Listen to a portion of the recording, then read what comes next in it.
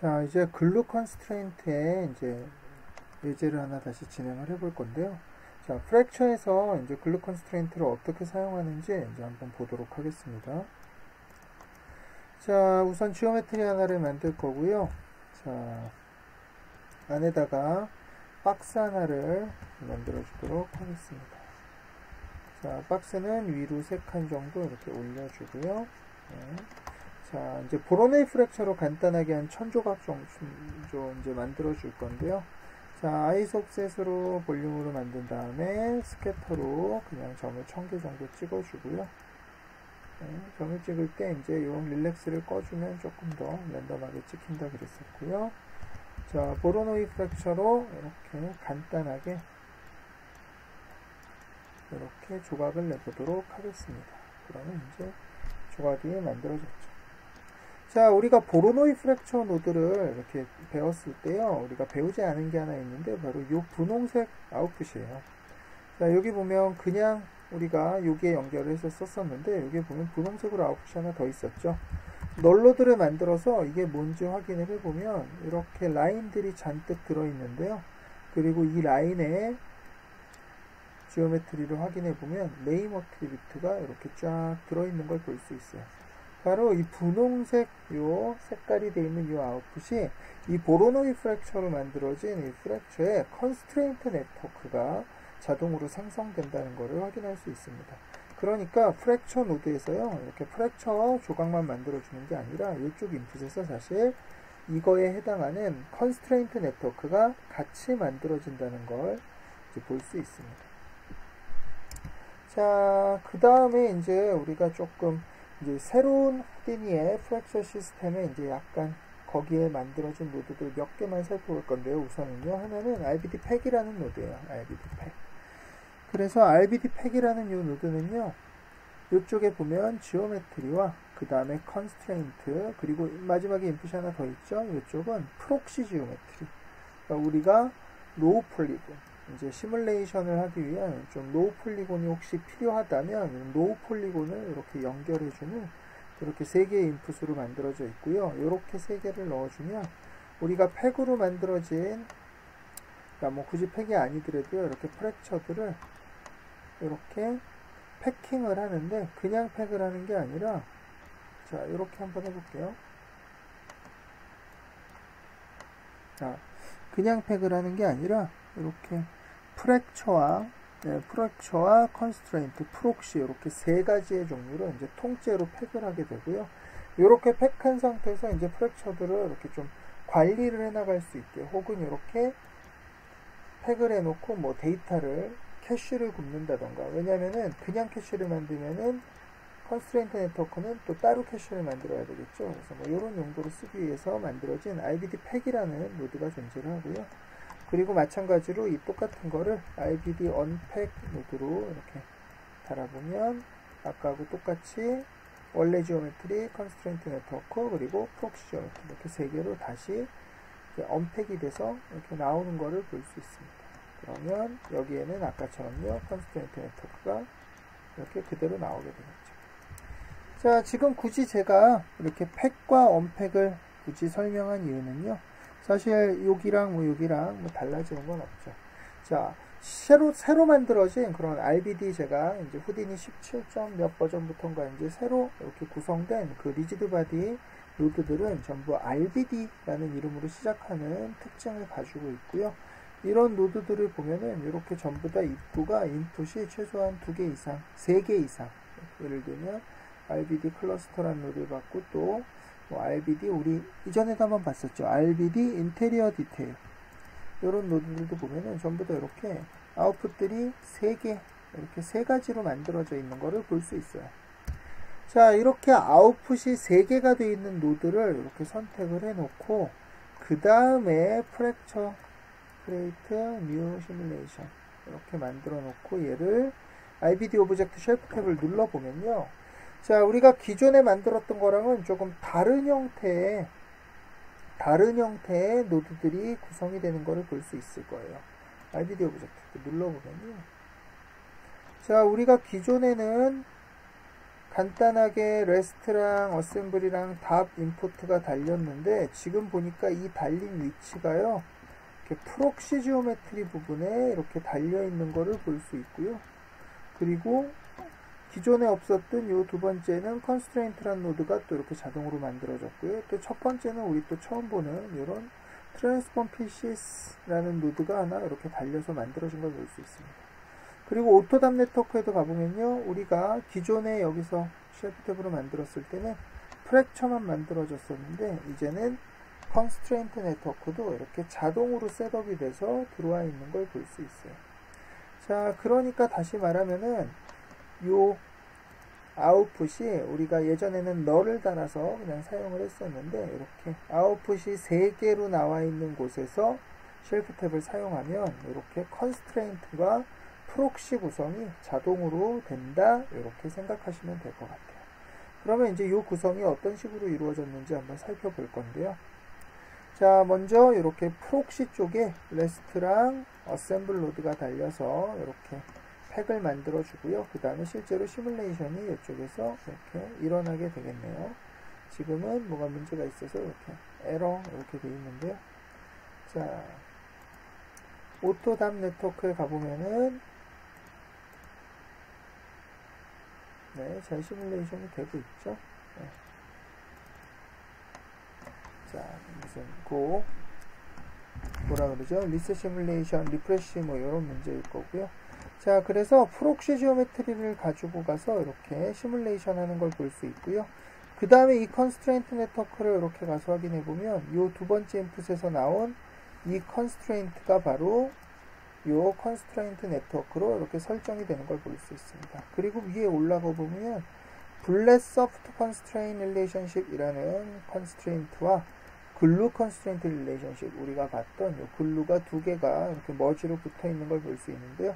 이쪽은 나중에 그 새로 나온 메터리얼 베이스 프랙처 작업 이제 수업을 할 때 같이 또 다루도록 하고요. 일단은 글루만 이렇게 연결해서 사용을 하도록 하겠습니다. 자, 다시 돌아가 보면요. 이 컨스트레인트 네트워크에 보면은 포인트에 네임 어트리뷰트가 있고요. 프리미티브에 레스트랭스가 이미 만들어져 있는 것까지는 좋아요. 그런데 뭐가 빠져 있나요? 컨스트레인트 네임과 컨스트레인트 타입은 어트리뷰트가 들어있지 않죠. 그래서 그 두 가지 어트리뷰트는요, 우리가 임의로 다시 만들어줘야 될 필요가 있습니다. 그래서 프리미티브 랭글 하나를 이렇게 달아서 연결을 해주고요. 이제 여기다가 string constraint name은 글루라고 이름을 해주죠. 글루. 그 다음에 string constraint type은 all. 자, 이렇게 두 개의 어트리뷰트를 추가를 해주고요. 자, 이제 다시 답 네트워크에 가서 글루를 보니까 이름이 마침 글루네요. 그리고 이렇게 빨간색으로 글루 컨스트레인트가 전부 동작하게 만들어진 걸 볼 수 있습니다. 자, 이렇게 해서 시뮬레이션이 된 걸 볼 수 있는데요. 컨스트레인트 네트워크는 이제 이렇게 만들어진 걸 확인을 했고요. 우리가 로우 폴리곤이 있다면, 프록시 폴리곤이 있다면 프록시로 이렇게 시뮬레이션을 한 거를 확인할 수 있습니다. 자, 그러면 이쪽에 답 인포트는 뭔가 가서 보니까요. 이렇게 create point to represent object 그래서 각각의 프랙처를 이렇게 직접 가져오는 게 아니라 이거에 해당하는 위치를 이제 점으로 찍어서 가져오는 거예요. 그러면 결국은 프랙처를 갖고 오는 게 아니라 점만 991개를 갖고 오는 거고요. 당연히 데이터가 굉장히 가볍겠죠. 그러면 우리는 이 시뮬레이션 결과를 캐시를 여기서 뽑는다면 훨씬 더 가볍고 적은 데이터로 캐시를 만들 수 있습니다. 자, 그러면 이제 이 포인트를 가지고 실제로 어떻게 시뮬레이션 결과를 가져올 것이냐, 그게 바로 요 transform pieces라는 노드인데요. 자, 요 위에 올라가 보면 여기에 있는 요 primitive name attribute를 가지고요. 여기 들어있는 요 인스턴스 p, p본, name 이런 어트리뷰트랑 매칭을 해서 이렇게 가져와 주는 노드예요. 자, 플레이를 해보면 똑같이 움직이는 거를 볼 수 있고요. 자, 그렇게 가져올 때 쓰이는 여기 보면 스케일 어트리뷰트라던가 V는 아니고요. 이제 여기 포지션, 그리고 우리가 언제 배웠었죠? 벚꽃잎 떨어질 때 잠깐 소개했던 회전을 관장하는 오리엔트라는 어트리뷰트, 피봇 이런 것들을 이용해서 이제 각각의 조각을 이렇게 여기 들어있는 로우가 아니라 하이포를 이렇게 패치로 붙여주는 거를 볼 수 있고요. 자, 그러면 이제 이걸 어떤 식으로 사용하게 되냐면, 예를 들어서 지금 이 RBD가, 자, 예를 들어서 익스플로드, 이렇게 해볼까요? RBD 익스플로디드 뷰.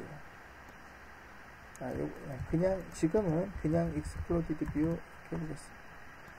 자, 이렇게 보면 지금 현재 단면 디테일은 현재는 없는 상태죠. 이렇게. 자, 단면 디테일 한번 넣어볼까요? 그러면은 여기에다가 RBD 인테리어 디테일 이렇게 해서 이렇게 끼워 넣어주면 된다는 거죠. 자, 그러면 이제 이렇게 확인을 해보면요.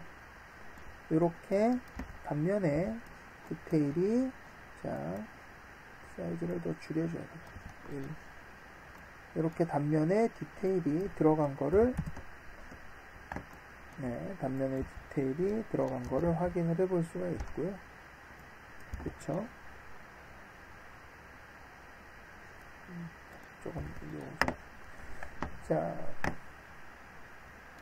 그런데 문제는요, 여기에 이 RBD 인터리어 노드도 당연히 컨스트레인트는 컨스트레인트로 이렇게 똑같이 내보내고요. 그 다음에 여기에 이렇게 하이포를 내보내고, 대신에 이 디테일을 준 요 세 번째 인풋은 디테일이 없는 상태인 이렇게 로우 폴리곤을 밖으로 내보내주는 거예요.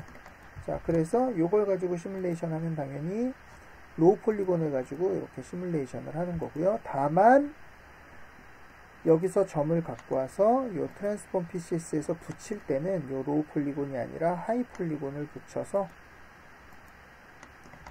익스플로디드 뷰로 확인해 보면 이렇게 디테일을 이렇게 가져올 수 있는 상태로 만들어 준다는 거죠.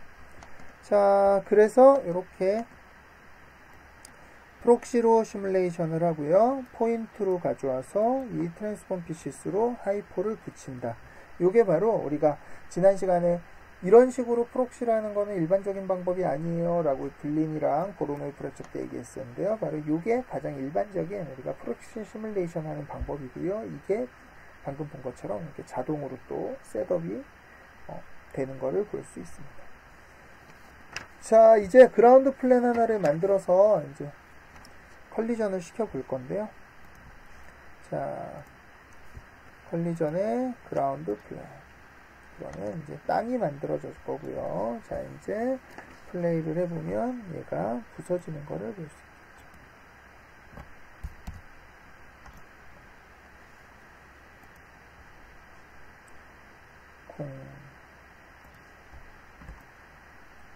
자, 부서지는 걸 보니까 여기서는 안 보이지만 오토답에 들어가 보면 이쪽 컨스트레인트들은 아직 안 깨진 채로 남아있고, 이렇게 아래쪽만 이렇게 박살이 난 거를 볼 수 있습니다. 자, 그래서 요게 이제 컨스트레인트를 이제 프랙처에서 적용하는 방법인데요. 지금은 너무 산산조각이 나는 것 같으니까 스트렝스에다가 약간 좀 값을 넣어 보도록 하겠습니다. 자, 그래서 우리가 지금 글루 컨스트레인트의 스트렝스가 1로 돼 있는데요. 한 100 정도로 이렇게 좀 세게 잡아주면은 플레이를 했을 때 이제 아까보다는 좀 덜 깨지겠죠. 쿵 하면은 이제 확실히 아까보다는 이렇게 덜 부서지는 거를 볼 수 있고요. 500까지 올려보면 아까보다도 이제 덜 깨지고 더 이제 부서지는 애들이 줄어들겠죠.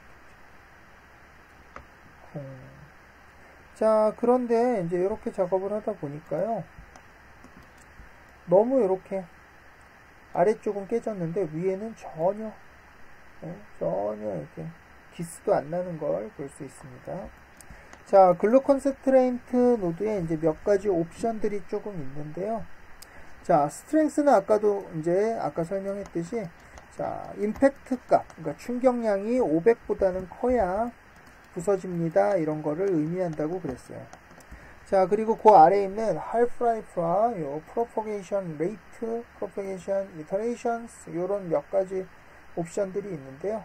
자, 하프라이프는 자, 이 스트렝스가 이 다 1초가 지났을 때 그러니까 임팩트가 얼마나 줄어들 거냐 이런 거를 말을 해요. 그래서 처음에 임팩트가 쾅 들어오면 이제 받는 힘이 점점 줄어들 텐데 그 라이프가 절반으로 떨어지는 라이프가 1이다.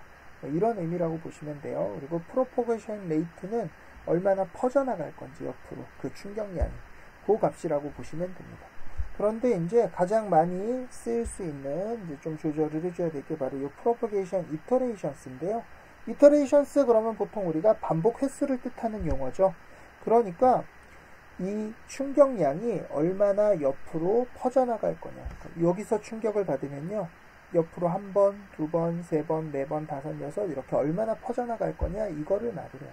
1이란 얘기는 여기서 부딪혔으면 이 임팩트는 이렇게 멀리 가는 게 아니라 바로 다음 단계까지밖에 한 칸만 움직일 거야. 약간 이런 의미라고 보시면 될 것 같습니다. 그래서 플레이를 해보면 여기 이렇게 콩 부딪혔지만 이 충격이 여기까지 이렇게 효과적으로 전달되지 않고요. 이렇게 이 정도에서 딱 끊어진 걸 볼 수 있어요.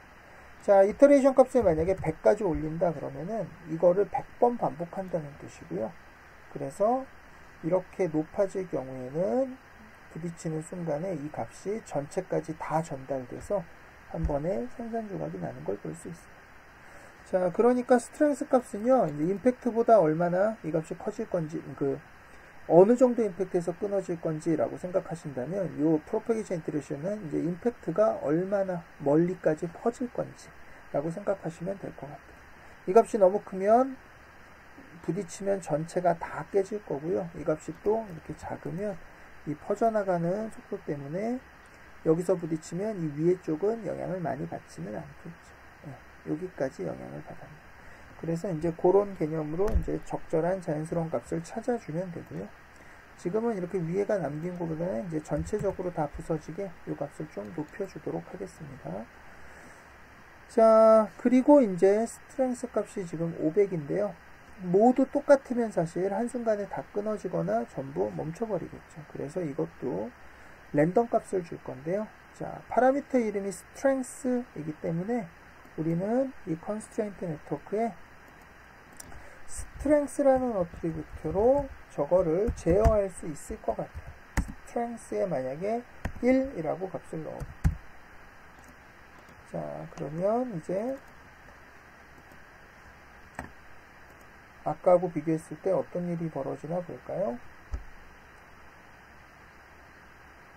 자, 아까랑 거의 비슷한 것 같아요. 왜냐면은 이것도 마찬가지로 레스트렝스처럼 곱해서 사용하는 값이에요. 그러니까 스트렝스가 아까 저 어트리뷰트에 곱해졌다 이렇게 생각하시면 될 것 같아요. 자, 그러니까 이 스트렝스를 2를 놓고 대신에 우리가 아까 요 랭글로 만들었던 이 스트렝스를 이렇게 만들어 보도록 하겠습니다. 랜드 프림넘 프리미티브 넘버를 랜덤 값으로 넣어서 시드를 하나 주고요. 더하기 1.4 시드를 하나 주고 대신에 여기다가 픽01 이렇게 해서 한 10에서부터 8000 정도 이렇게 랜덤 값을 주도록 하겠습니다. 자, 그리고 플레이를 해보면은 이제 이것 중에 일부는 조각이 스트렝스가 낮아서 금세 끊어질 거고요. 그쵸? 네, 일부는 스트렝스가 꽤 크기 때문에 이렇게 안 끊어지고 이렇게 버티고 있는 거를 볼 수 있네요. 자, 그래서 이렇게 스트렝스에다가 이제 랜덤 값을 이렇게 주면서 이런 뭐라 그럴까요? 컨스트레인트도 이렇게 조절을 해줄 수가 있겠네요. 자, 그 다음에 이제 하나 더 잠깐 보고 넘어갈 건요. 자, 우리가 간혹 이 컨스트레인트 때문에 모션들이 굉장히 과격하게 만들어지는 경우들이 있어요. 지금도 이게 꽤 많이 퍼졌죠. 그런 경우에는 이제 컨스트레인트와 원래 속도를 이제 조금 섞어줄 수 있는 방법도 있는데 이게 무슨 뜻이냐면요. 무슨 의미냐면은 컨스트레인트 요 답 리지드 바디 솔버에 보면요. 밑에 내리다 보면 여기에 컨스트레인트 솔버 이래서 컨스트레인트 관련된 파라미터들이 좀 있는데요. 이 중에 force mixing이라는 여기를 조금 올려보도록 하겠습니다. 0.5까지 올리면 무슨 일이 벌어지나 한번 직접 보세요. 자, 플레이를 해보면 부서지긴 하는데 얘들이 이렇게 사방팔방으로 퍼지지 않고요. 모션이 뭔가 좀 안정적인 느낌으로 바뀌었죠. 아까까지는 쿵 하면서, 자, 이 믹싱이 0일 때는 어땠었냐면요.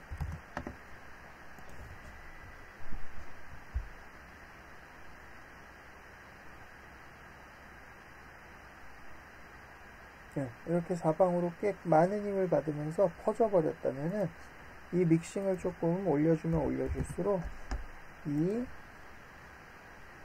깨지는 느낌들이 조금 안정화가 된다 그래야 되나요? 덜 퍼지는 느낌? 그쵸.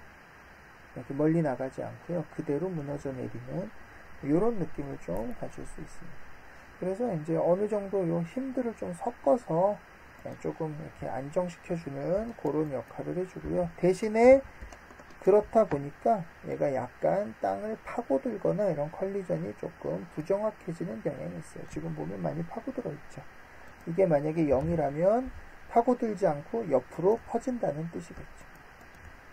자, 그래서 이런 constraint force mixing이라는 옵션이 있고요. 뭐 그 외에도 이제 에러 값이라던가 몇 가지 옵션들이 있어서 간혹 컨스트레인트들이 이렇게 좀 생각했던 것보다 많이 떨리거나 에러들이 날 때 이제 약간씩 조절해줄 여지들이 있습니다. 자, 그래서 이제 이렇게 글루 컨스트레인트의 스트렝스의 랜덤 값을 줘서 이제 조각들을 좀 뜯어내는 거를 확인을 해봤는데요. 자, 물론 이렇게 단순히 스트렝스를 랜덤 값을 주는 것도 상관없지만요. 경우에 따라서는 이런 게 아니라 좀 조각들을 우리가 임의로 붙이거나 이렇게 좀 큰 조각들을 좀 만들어야 될 때가 있어요. 이렇게 순수하게 랜덤으로 스트렝스를 만들 경우에는 사실상 여기가 끊어지고 여기가 끊어져도 이렇게가 붙어 있으면 걔들은 떨어지지 않을 거고요. 뭐 여러 가지로 이렇게 아주 효율적이지는 않을 거예요. 자, 그래서 컨스트레인트들을 조금 이렇게 뭐라 그럴까요? 컨스트레인트들을 좀 구역구역 나눠서 값들을 조절할 수 있고 좀 제어를 해줄 수 있는 노드가 있는데요. 그게 바로 RBD 클러스터라는 노드예요. RBD 클러스터. 자, 요 인테리어 디테일 하기 전에 요 사이에다가 RBD 클러스터라는 노드를 한번 이렇게 달아보도록 하겠습니다.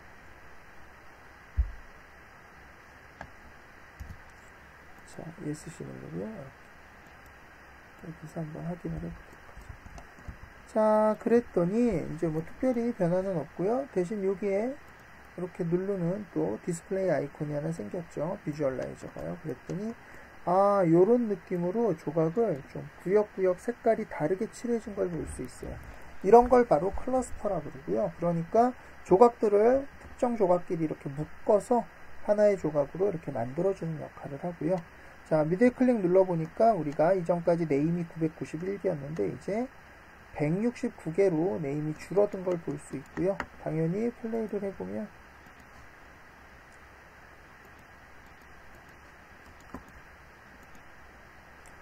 이제는 아까처럼 전체가 다 조각나는 게 아니라 이렇게 클러스터된 구역끼리 이렇게 따로 붙어서 시뮬레이션이 되는 거를 볼 수 있습니다.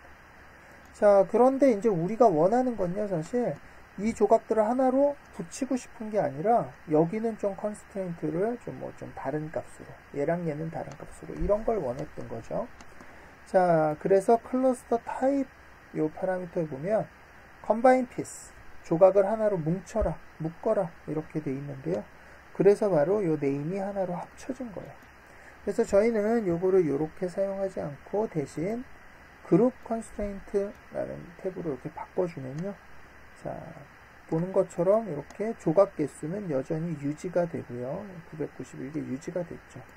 자, 그리고 뭐 딱히 달라지는 게 안 보여요. 뭐가 달라졌을까? 클러스터라는 어트리뷰트가 생기긴 했지만요. 그런데 이 RBD 클러스터 요 노드의 컨스트레인트 네트워크를 한번 보면요. 기존에는 컨스트레인트 네트워크가 이렇게 네임과 레스트랭스 포지션 이렇게 있었는데 이렇게 클러스터를 하고 났더니 뭐가 생겼어요? 이렇게 그룹이 생겼어요. 그게 바로 요 그룹 컨스트레인트 모드가 하고 있는 역할이에요. 그러니까 조각을 직접 합치는 게 아니라 그 조각들이 연결되어 있는 이 컨스트레인트들을 상황에 따라서 이렇게 네 가지 그룹으로 분리해라, 이렇게 이해하시면 될 것 같습니다. 자, 그러면 이 네 그룹은 어떤 걸 의미하는지 봐야 될 텐데요. 자, 클러스터 노드에서 일단 뭘 해볼 거냐면 요 랜덤 디태치라는 거를 꺼볼게요. 자, 그랬더니 아까 이렇게 잔조각들이 사라지고요. 이렇게 완전히 큰 덩어리들로 이렇게 합쳐진 걸 볼 수 있습니다. 자, 사이즈를 좀, 집도 사이즈를 좀 이렇게 줄여보면요. 이렇게 어떤가요? 더 큰 조각들의 사이즈가 이렇게 조금씩 더 줄어든 걸 볼 수 있고요. 자, 요 하나들을 이제 클러스터라고 불러요. 클러스터라고 부르고요. 자, 이제 여기 가보니까 그룹이 네 종류가 있는데요. 요 두 개는 0, 0이고요. 이렇게 두 개의 그룹으로 나눠져 있는 걸 볼 수 있는데, 이름이 보니까 클러스터 투 클러스터. 하나는 인트라 클러스터네요. 자, 말 그대로 인트라 클러스터란 얘기는 컨스트레인트 네트워크가 같은 클러스터 안에 있을 때, 이런 것들이 인트라 클러스터고요. 얘랑 얘를 잇는 컨스트레인트 네트워크, 얘랑 얘를 잇는 이렇게 다른 색상들을 잇는 컨스트레인트 네트워크가 바로 클러스터 투 클러스터가 되겠네요. 자, 그리고 여기 없는 클러스터 투 피스랑 피스 투 피스는 바로 여기서 랜덤 디태치를 켜줄 때 이렇게 랜덤하게 작은 조각들을 추가해 줘야 되는데요. 그 추가된 작은 조각과 클러스터하고의 컨스트레인트, 추가된 작은 조각과 작은 조각 사이의 컨스트레인트, 이게 바로 클러스터 투 피스, 피스 투 피스의 이렇게 그룹으로 나눠져서 들어가게 됩니다.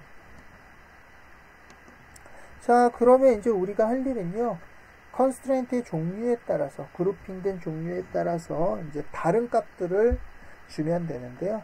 자, 우리가 원하는 건 사실 이 큰 덩어리들은 조금 유지를 시켜주고요. 물론 더 큰 힘이 들어가면 쪼개지긴 하겠지만 이 작은 것들은 좀 쉽게 분리시켜주는 게 좋겠죠.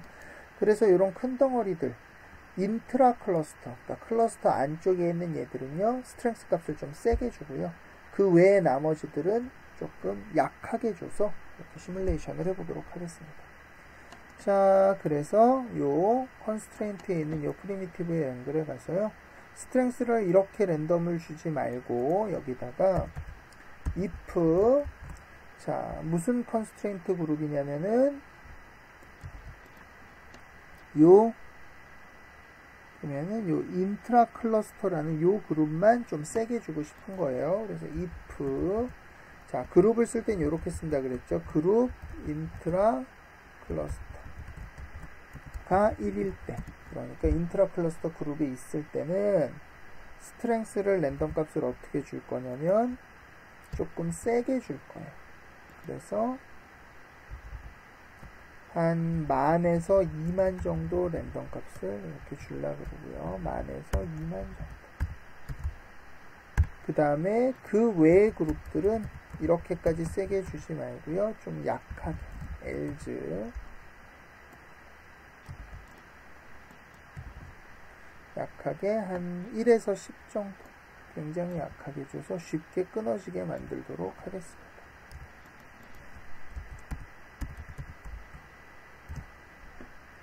자, 그러고 나서 다시 이제 제대로 잘 들어갔나 한번 확인을 해보면요, 스트렝스가 이렇게 10,000에서 20,000짜리 인트라 클러스터가 1인된 들어있고요. 그 외의 것들은 이렇게 낮은 값들이 들어있는 거를 확인할 수 있고요.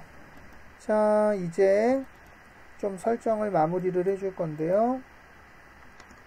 리지드 바디 솔버에서 요 그대로 놔두고 요 이터레이션 값은 한 10 정도로 줄여주도록 하겠습니다. 너무 완전히 막 난장판으로 깨지지 않게요.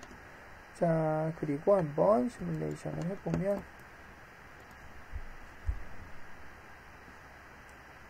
쿵 하면서 이렇게 인트라 클러스터 외의 것들은 쉽게 끊어지고요. 이런 안쪽 조각들은 그래도 비교적 좀 강하게 붙어있는 이런 경향을 보이는 것을 볼 수 있습니다. 그렇죠. 자, 그래서 이렇게 인트라들은 세기 때문에 어느 정도 남아있고요. 그 외의 것들은 이렇게 조각난 걸 볼 수 있고요. 자, 그리고 이제 요거를 이렇게 그대로 쓰는 게 아니라 이렇게 피스로 갖고 와서 그 다음에 디테일을 인트라 디테일을 준 걸로 이렇게 바꿔주시면 이렇게 디테일 있는 조각으로 실제로 확인을 할 수 있습니다. 자, 그래서 이제 이게 컨스트레인트 네트워크를 이제 사용하는 방법이고요. 자, RBD 클러스터라는 뭐 이런 노드를 이용하면 조금 더 쉽게 컨스트레인트들을 제어할 수 있다, 이런 걸 확인을 했고요.